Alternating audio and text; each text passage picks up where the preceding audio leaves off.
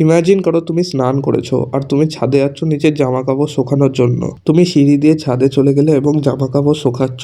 সেই টাইমে পাশের ছাদ থেকে অনেকগুলো মেয়ে তোমার দিকে তাকাচ্ছে।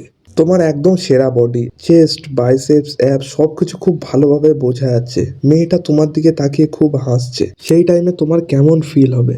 অবভিয়াসলি খুবই ভালো লাগবে। কিন্তু 90% ছেলেরা এই ড্রিম ফিজিকটাকে অ্যাচিভ করতে পারে না। তারা কিছু সময়ের জন্য মোটিভেশন হয়ে 2-4টে ভিডিও দেখে নিয়ে নিজেকে মহান মনে করে। সবাই স্টার্ট তো করে, কিন্তু নেক্সট ডে যা হওয়ার তাই হয়ে যায়। কেউ আর নিজের এই ফিজিকটাকে অ্যাচিভ করার জন্য চেষ্টাই করে না। সবাই স্বপ্ন তো দেখে, কিন্তু এই স্বপ্নটাকে পূরণ করার জন্য যে কঠিন রাস্তাটাকে পার করতে হয় সেটা কেউই করার চেষ্টা করে না। কিন্তু কথা এখানে সেইটা না যে 90% ছেলেরা তো চেষ্টা করে না, কিন্তু যে 10% ছেলেরা চেষ্টা করে তাদের মধ্যে এমন কি থাকে যেটা 90% ছেলেদের মধ্যে নেই।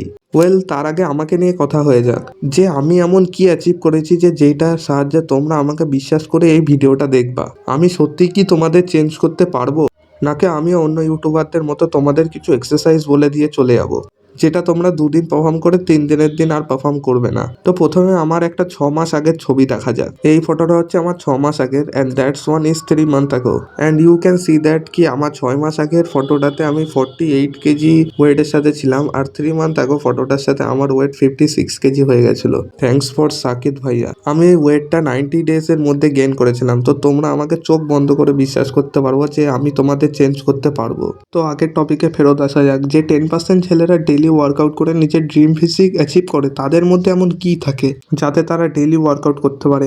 আমি তোমাদের এটা একটা রুটিনের মাধ্যমে বোঝাবো, তো জিনিসটা ভালো করে ফোকাস করে দেখবে যে 10% ছেলেরা কেমন সারাদিন নিজের দিনটাকে কাটায় আর 90% ছেলেরা কেমন করে নিজের দিনটাকে কাটায়। 90% ছেলেরা দিনের শুরুতে প্রায় 7টার সময় উঠে পড়ে। তারপরে তারা প্রথমে উঠে নিজের ফোনটাকে দেখে। এই ফোনটাকে ঘাটার পরে তারা নিজেদের কলেজে বা যে কাজ করে তারা নিজেদের কাজে চলে যায়। তারপরে বাড়ি এসে আবার ফোন দেখে। আবার ফোন দেখার পরে তারা রাত্রেবেলা বন্ধুদের সাথে গিয়ে একটুখানি আড্ডা মারে, ঠেক করে, দিয়ে রাত 10টার সময় ঘুমাতে যায়। অন্যদিকে 10% ছেলেরা এরা সকাল 5টার মধ্যে উঠে পড়ে। অনেক কয়জন ওয়ার্কআউট করে 1 ঘন্টা মতো, তারপরে তারা কলেজে যায়। বাড়ি ফিরে তারা নিজেদের কোনো পার্সোনাল কাজ করে, পার্সোনাল ওয়ার্ক করে ঘরের ভেতরে। এই পার্সোনাল ওয়ার্কটা যে কোনো কিছু হতে পারে, যেমন বুক রিডিং থেকে শুরু করে ইউটিউবে কোনো ভিডিও দেখা বা ফোনে কোনো কিছু সার্চ করা বা নিজের বন্ধুদের সাথে বাইরে কোথাও ঘুরতে যাওয়া।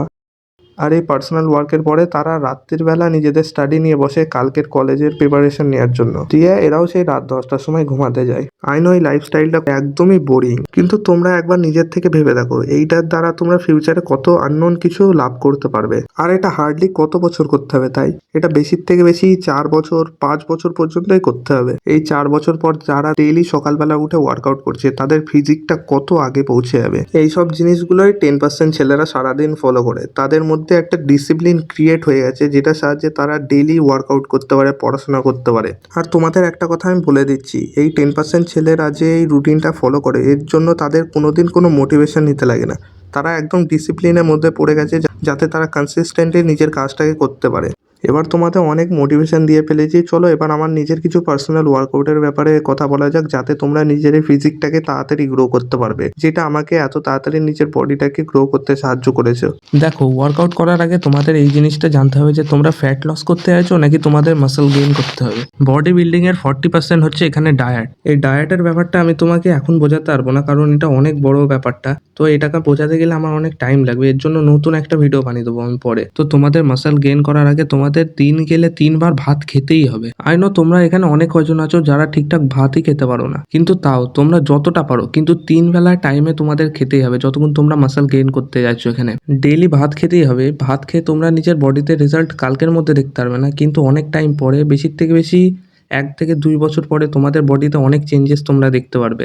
যেমন তোমাদের শরীরে অনেক ফ্যাট জমা হয়ে যাবে, তোমরা অনেক বেশি পরিমাণে তারপরে ভাত খেতে পারবে, যাতে তোমাদের বাল্কিং করতে অনেক সুবিধা হবে। আর যদি তোমাদের বডি ওয়েট এখন 40 কেজির ওপরে বা 50 কেজির নিচে থাকে, তাহলে তোমরা এখন ডার্টি বাল্কিংও করতে পারো। ডার্টি বাল্কিং মানে হচ্ছে তোমরা যাই খাও তোমাদের ওয়েট বাড়বে, যত খুশি খেয়ে যাও, ফাস্ট ফুড থেকে শুরু করে সবকিছু তোমরা খেতে পারো। এতে তোমাদের যতটাই হোক ওয়েট তো বাড়বে কিছু সময়ের জন্য, তারপরে আস্তে আস্তে তোমরা বাল্কিং এর দিকে ভালো করে আগাতে পারবে ডার্টি বাল্কিং ছেড়ে দিয়ে। দেখো শরীরে যখন শক্তি থাকবে তোমরা তখনই ভালোভাবে ওয়ার্কআউটটা পারফর্ম করতে পারবে। ঠিক আছে, এবার তোমরা ওয়ার্কআউটে কি কি পারফর্ম করবে সেই নিয়ে কথা হয়ে যায়। যতক্ষণ তোমরা বিগিনার স্টেজে আছো তো তোমাদের জন্য পুশ আপ ইনাফ। যতগুলো সম্ভব পুশ আপ মারবে 3 সেটের মধ্যে। লাইক তোমরা একটা সেটে 10টা পুশ আপস মারলে, তারপরে দ্বিতীয় সেটে আবার 10টা মারলে, এইভাবে করে করে তোমরা 3খানা সেট পারফর্ম করবে। পুশ আপ হচ্ছে এমন একটা এক্সারসাইজ যেটা তোমার আপার বডিকে খুব ভালোভাবে ট্রেন করে।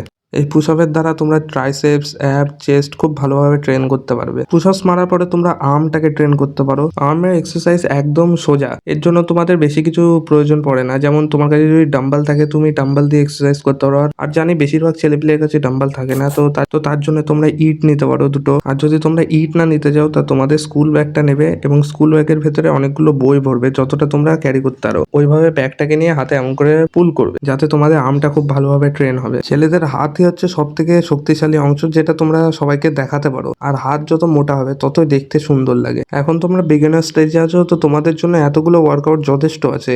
এটা বেশির থেকে বেশি তোমরা 3 মাস পারফর্ম করো, দেখবে অনেক রেজাল্ট পাবে। আমি যখন বিগিনার স্টেজে ছিলাম তো আমি এই পুশ আপস আর এই বাইসেপসের ওয়ার্কআউটটাই করতাম।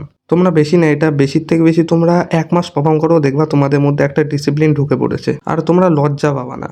এই জিনিসটা মাথায় ভালো করে ঢুকিয়ে নাও। বাড়ির কেউ দেখছে সেইটা নিয়ে কোনো লজ্জা নেই, কিন্তু কারণ 2 থেকে 3 বছর পরে তোমার বডি যা হয়ে যাবে ওরাই তোমাকে জিজ্ঞাসা করতে আসবে যে কি করে তুমি বডিটা বানালে। এটা পারফর্ম করতে থাকো আর তোমার জন্য আমি আরো ভালো ভালো ভিডিও বানাবো। আমি একটা ভিডিওতে আমি ঠিকঠাক কভার করতে পারছি না, কারণ এটা আমার প্রথম ভিডিও বানাচ্ছি আমি ইউটিউবে। আস্তে আস্তে সবকিছু আমি কভার করে নেবো। তো এই ছিল কিছু ওয়ার্কআউটের ব্যাপার যেটা আমি তোমাদের জানাতে চাইছিলাম একটা ভিডিওর মাধ্যমে। আস্তে আস্তে আরো ভিডিও বানিয়ে আমি তোমাদের সেই ব্যাপারগুলো খুব ভালোভাবে ক্লিয়ার করে দেবো। যদি ভিডিওটা ভালো লেগে থাকে তো একটা লাইক করে দিও। আর যদি তোমার মনে হয় যে আমি তোমায় চেঞ্জ করতে পারবো তো চ্যানেলটাকে তুমি সাবস্ক্রাইব করে রেখে দিও। নেক্সট ভিডিও আমি জানুয়ারি মাসের মধ্যে ছেড়ে দেবো, সেটা তোমরা পরে নোটিফিকেশন পেয়ে যাবে যদি সাবস্ক্রাইব করে রাখো। থ্যাংক ইউ আমার ভিডিওটা দেখার জন্য।